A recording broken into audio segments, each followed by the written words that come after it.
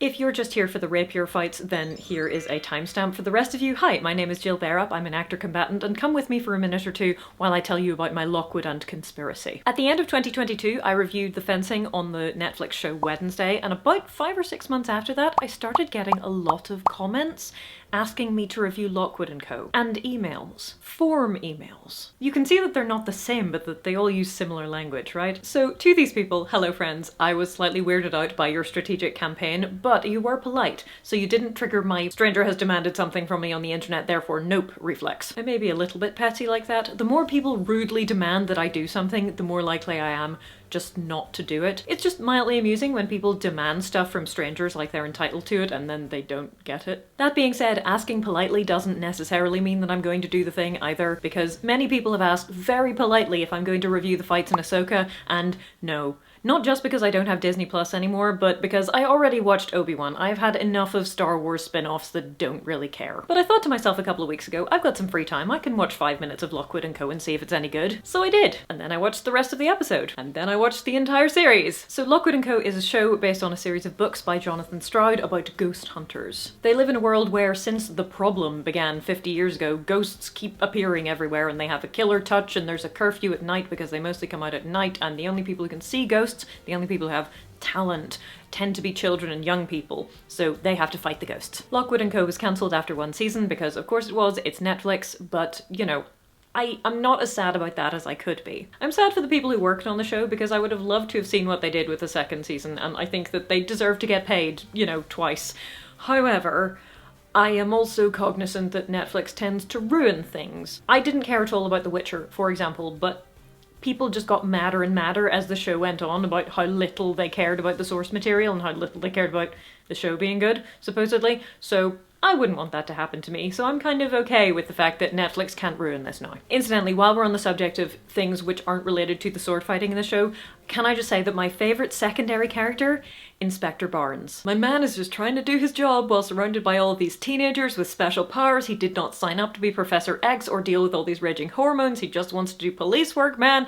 He is the only sensible adult in the room and I love him. But yes, the teenagers have swords. Back to the swords. One of the world-building elements of the show is that you can fight ghosts with salt, silver, and iron, so they're all very traditional. So the agents, i.e. the teenagers who fight ghosts, carry rapiers. Are they rapiers? I mean, they're not rapiers. This is my stage combat rapier. It has a 39-inch blade. There is also a 41-inch blade available for this one. As you can see, the hilt is quite big, and it's quite heavy. This weighs over 1 kilo. All of the things which are called rapiers in the show have approximately the same shape of blade, but they're much shorter. They are perhaps more like the 90cm blade of my épée. But obviously the rapier blade is much thicker than the épée blade. The main thing that you want to bear in mind is that the people fighting ghosts are teenagers. While the definition for a rapier is a thin, light thrusting weapon, they're not actually that light. The reason a rapier is more of a thrusting weapon than a cutting weapon is because the blade is so long. You can cut with them, it's just not as efficient as thrusting. Rapiers are single-handed weapons, but for single-handed weapons they're relatively heavy. I mean, it doesn't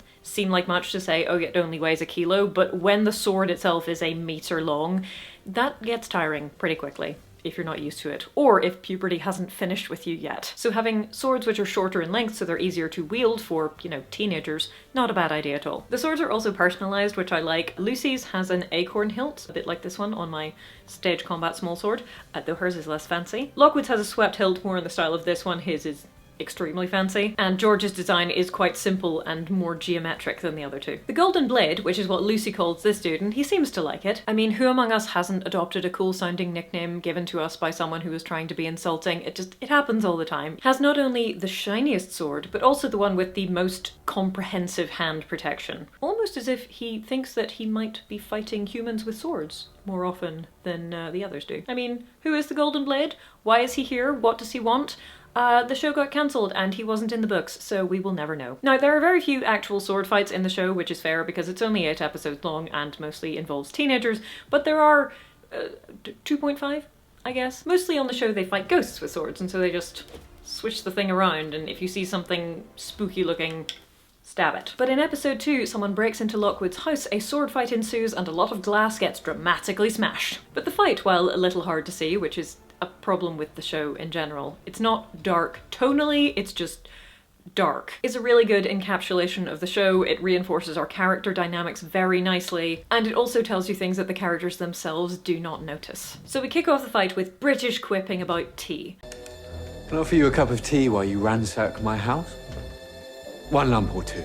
Lockwood chucks his torch at the intruder, who draws a rapier. Oh my goodness, are they another agent? I don't know, let's find out. Anthony Lockwood naturally can't resist a little moulinet on his way to his fighting stance of choice, which is to say, a fighting stance that would be more efficient if he had something in his other hand, but you know what, it looks cool. It's fine. The torch is kicked back and there's another little flourish while he tries to bat it out of the way. Oh, the drama. And Lockwood stabs straight in while telling Lucy to get out of there. The intruder parries and then immediately goes for Lucy, who is running down the stairs. Lucy is not a combatant right now, she is actively fleeing, so that tells you something which may become important later in the series. Something happens, I don't know, it's dark. Lockwood stabs in, the intruder kicks him down the stairs. I guess Lockwood ducks because then the sword comes over his head and smashes some more glass. There's going to be a lot of that. And there is a noise from the intruder. Did you catch it? What does it tell you? Cut away to Lucy, who's down in the hole, who has just heard George shouting for help. Back up to Lockwood, swinging wildly diagonally downward, and then getting kicked in the chest again for his trouble. The intruder dramatically picks up the sword via the medium of feet.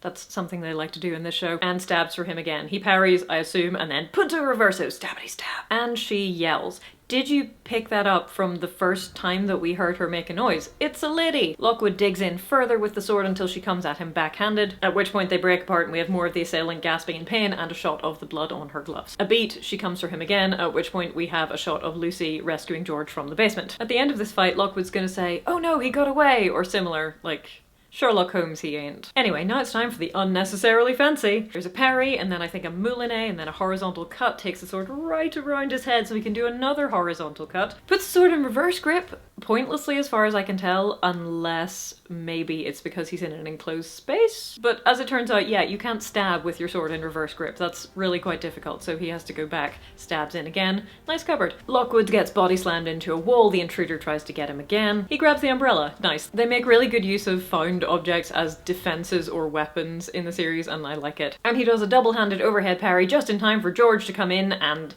throw a chain. Lucy punches the intruder in the face, swipes for her head. There's a dramatic pose, and then the intruder runs away. Very nice, serviceable fight. Great use of stuff. I do love a bit of stuff. And unlike much of the show, it's lit so I can generally see what's going on. The fight makes good use of the space, of which there isn't necessarily much, and it's a decent piece of character work too. We know that Lockwood can hold his own in a fight, but he's not as invincible as he thinks he is. We can tell that he's a showman, we can tell that his assailant was a woman, though he hasn't realised that yet. It tells us that our trio are better together than apart, and it also tells us that Lockwood is at least a bit selfless. Lucy is unarmed, he tells her to run, he is thinking of others as well as himself. This is something we call back to when they have their rematch with the Golden Blade. So in episode 6, Lockwood and Lucy break into a library during a party, don't ask, and they encounter this guy. He threatens them with his fancy golden sword, and Lockwood parries with a book. Lucy kicks a chair or a stool or something at him. Lockwood throws the book at him and they run away. It's not really much of a fight, but it's a nice, tense situation that sets up that this guy has a golden sword, and he's a threat, and he's probably coming back. And again, use of found objects. I love a found object. In the 6th episode, they meet again. Lucy is armed, Lockwood is not. How does this one go down? Teamworkily. Things we can tell about this guy. I mean, he has a golden sword. You would expect him to be a show-off, and he absolutely is. He just clears himself a little bit of space and then launches into the air to attack Lockwood. But Lucy launches herself through the air in like fashion to take the parry because she, unlike Lockwood, has a sword. Callback. So the Golden Blade fights Lucy while Lockwood tries to find himself a weapon, i.e. a big bit of wood, I think. Golden Blade boots her out of the way and then fights Lockwood. Then Lucy, then Lockwood again, but he's now been given Lucy's sword and he picks it up with his feet in a fancy fashion because we just like doing that. Lockwood and the Golden Blade fight in a rapier and companion weapon kind of style, and then just in a rapier kind of style, and just as it's all looking very serious because Lucy's rapier gets cut in half, oh, she hits him with a big bit of wood and they run away. What we see in this fight is that Lucy is not a sword fighter. She holds her own, she's not incompetent, but she doesn't quite have the precision and the control that Lockwood or the Golden Blade do. Lockwood, though, Lockwood we are supposed to be impressed with. And these two phrases are my favourite, particularly because we get stuff that you don't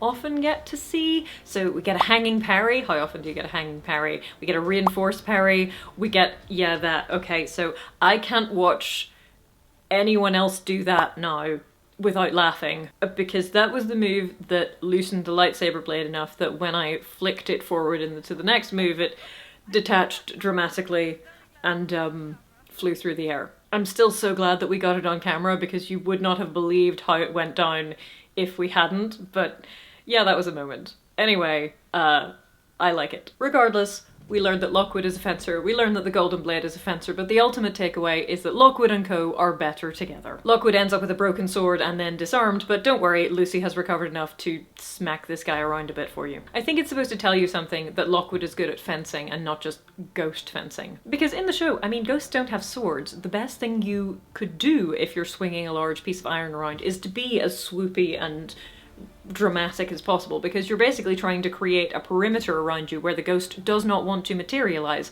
in case it gets, you know, iron to the face. You don't need to be particularly skilled to establish a swooshy perimeter of pain with a sword, is what I'm saying. I don't know why the swords would need to be sharp in this instance. You could do just the same with an iron bar, but you know, the aesthetic.